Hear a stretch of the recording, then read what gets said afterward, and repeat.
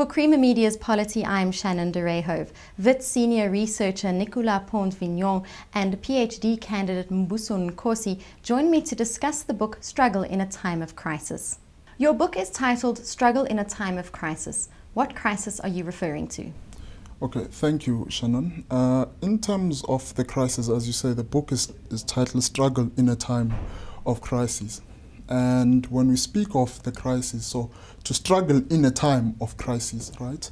So when we speak of the crisis, we speak first, as the introduction shows, we speak of the havoc that has, occurred as a result of the 2007 financial crisis, right? And we see that what it has done, it has put on a number of things on the plate, right? Unemployment, inequality, joblessness, and casualization of labor.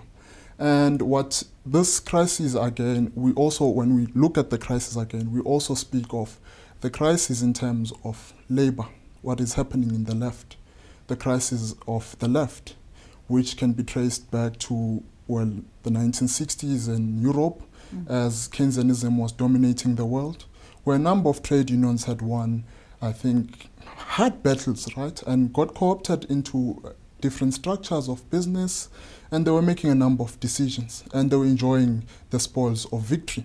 And because of that, right, we say, when the crisis hit, right, it forced labor, organized labor, and different, I think, social forces to rethink what it means again to struggle, because they had enjoyed, I think, the spoils of victory, as I say, where there was state employment, the welfare state, and so this is, I think, the crisis. We do not only focus on the financial aspect of it, we also focus on what the crisis of values. How do we think of alternatives? If we do have alternatives, how are they going to emerge? Your book offers a strong critique of neoliberalism. One definition of neoliberalism is given as follows: an approach to economics and social studies in which control of economic factors is shifted from the public sector to the private sector. Do you agree with this definition? Well, when it comes to that definition, I'd say it has to be broadened and it has to be placed within the context. As we say, neoliberalism is not only about policy, but it's also about ideology. And as an ideology, one has to trace it well beyond, I think, not just the 70s, as it began to dominate most corners, when it was starting to dominate most corners of the world, but to also trace it when Keynesian economics was dominating, where a number of thinkers, your Friedman, were also thinking of how then do we speak, I think, to Keynes, they were thinking of speaking against the Keynesian welfare state. So neoliberalism is an ideology that says, in most cases, if left to its own, the market will always produce the optimal outcomes. It emphasizes the idea of the market, but again, as we show, right, this is not to say that the neoliberalism does not need the state. It does need the state, and the crisis has shown that the state intervention is well and alive even during the period of neoliberalism. So if one looks at neoliberalism, it's one that says, if left on its own, if the state does not intervene, allows for the private sector to dominate, then everyone in society would be happy. But of course, then we have seen this idea in terms of policy in education, healthcare, and the labor market, where it says do not intervene in that case. And Nicolas, you state that an alternative which is steadily rising across Europe is a far-right populism. However, you state that this is reminiscent of the 1930s. Why is this worrying? Well, obviously the rise and accession to power of the Nazis in Germany or the fascists in Italy was a key element that led us to the Second World War. And obviously I think it's quite clear in hindsight that the kinds of policy packages that they were proposing were certainly not good for growth or for human societies in the long term. But what I think is reminiscent of the 1930s today, although in some ways today is worse than the 1930s, is that it is these far-right parties that seem to be the main ones that are talking to the majority. The majority of people who either have lost a job or have lost income or are losing access to subsidized housing, transport or healthcare. who feel frustrated. But as I was saying, the mainstream left parties in power or in the mainstream opposition often cannot really respond to the preoccupations of these people. Now, there's two possibilities in an alternative. Either you have a coherent, progressive alternative that people can go with, that they feel is politically viable, and that it speaks a different language to that of neoliberalism, but without relying, for example, on division to try and win. Or you have what is the easiest solution, which is often a lot less progressive than it may appear to be, which is populism. People who try to speak to the people, but who do so, for example, the Nazis, the National Socialists. I mean, they were clearly trying to speak to the German population that was very impoverished following the defeat in World War I, but also the huge reparations that the French and the British demanded from the Germans. So they had a fertile terrain, as South Africa does today, a fertile terrain to say, look, the Jews are guilty, are the ones who are behind your problems. Today in South Africa, it could be the foreigners are the ones who are behind your problem, or whatever group we may want to choose and decide to victimize. And now obviously that is very worrying, because I don't think we can believe that an alternative that is founded on exclusion, on violence, and on victimizing other victims ultimately of an exploitative system is what's going to get us out of the crisis. On the contrary, I think a progressive alternative would be to think in terms of classes, because that's actually the most inclusive way we have to think in terms of who's benefiting and who's losing. So an alternative founded on a class analysis, I think, is exactly what neoliberalism has tried to conceal from us. This idea that a certain kind of policies of so-called liberalization, would actually benefit everybody. And what we've seen is the opposite, that these policies have actually served the interest of often very concentrated large-scale capital, and really been detrimental to the manufacturing sector, certainly to workers, and to any kinds of attempts at making societies more equal.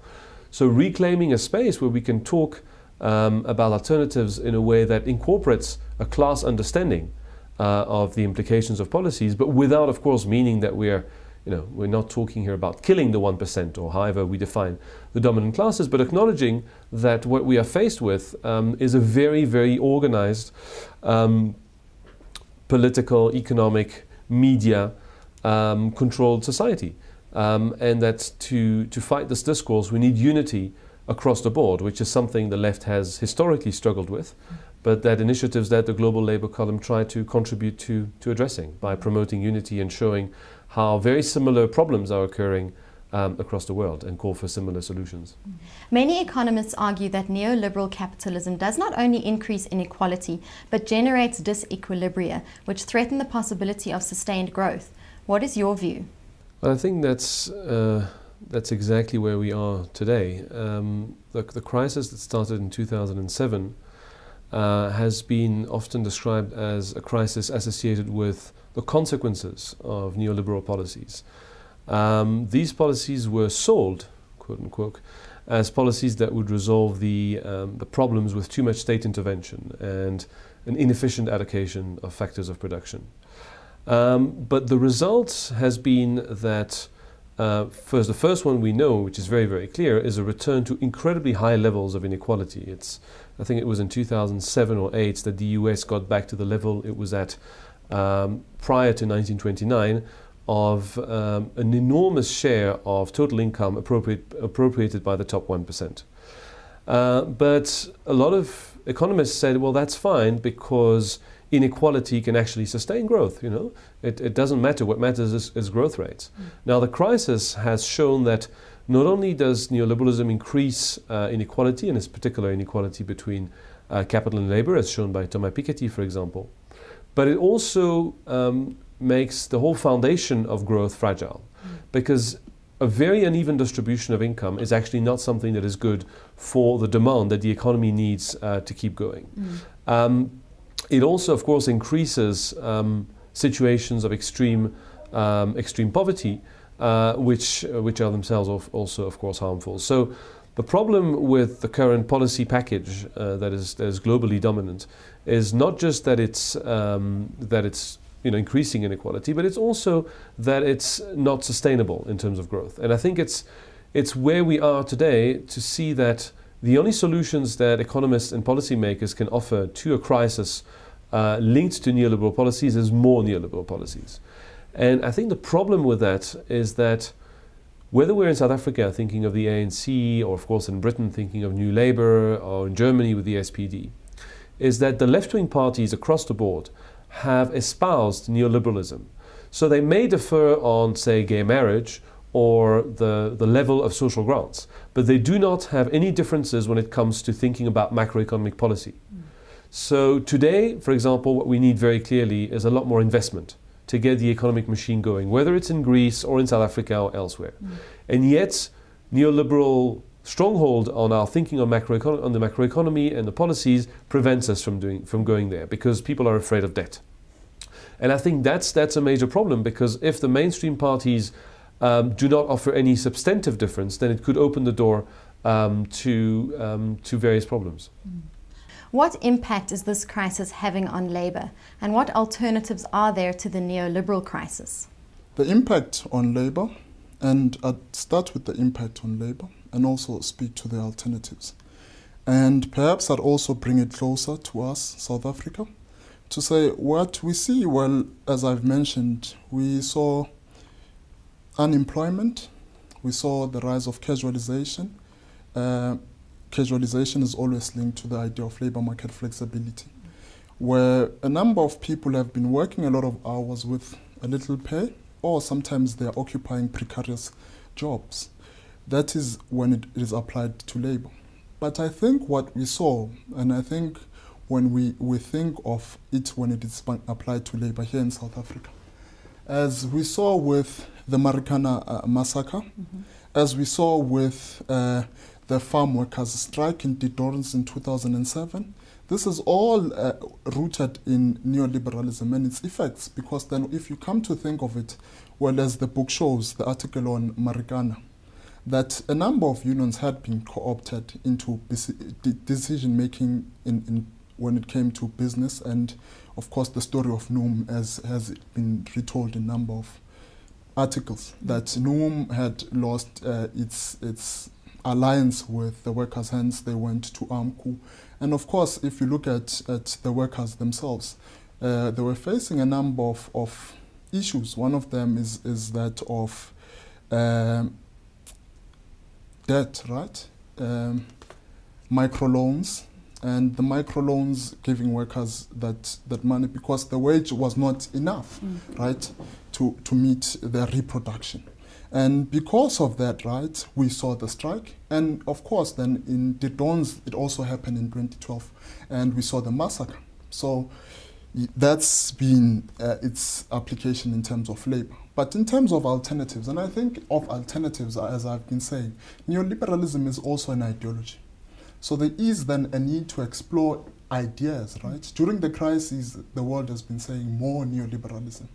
And one of the articles, when we look at Europe in turmoil, in Europe there's also been a fortification of neoliberalism during the crisis.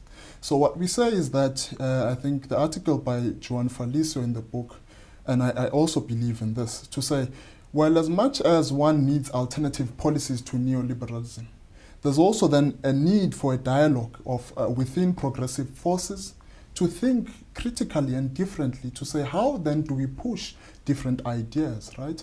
But of course then there is then that need of strong social forces that are interested in these ideas, policy ideas, ideas that seek to say, what do we, it might sound melancholic, right? One might say we are engaging in melancholia, but what is a world that does not have utopia? So we also need to also think of ideas that extend far beyond the current. So the current, we might think of the current, but we also need to debate what the future holds for us. So this is when labor stretches far beyond the question of just organizing, and also looking at social movements, how social movements have been fighting different struggles in South Africa, and how it links up with those struggles. And as we show in the book, right, the article by Karl Kluti from NUMSA, where he tries to show that NUMSA has been thinking as to how, right, it challenges the current state of affairs where the ruling party has also been seduced by a number of neoliberal policies. And it says, clearly it's not just about looking at union matters, it's also about extending to focusing on social movements. So hence then it says they are steaming ahead. But steaming ahead would also mean, and as we try in the global labor union, in the global labor column, the global labor column is to start a conversation that allows, well, not to say we are just going to change the world, but to contribute to the ideas that are just going to change the world and bring about an alternative. So the alternative is one that is going to be one within struggles, debate about alternative policies, and yeah, that's, I think, how the alternative would emerge. It's not just something that just emerges and we say, bingo, we have the right policies. But as you would see, even guys like Friedman were also debating ideas.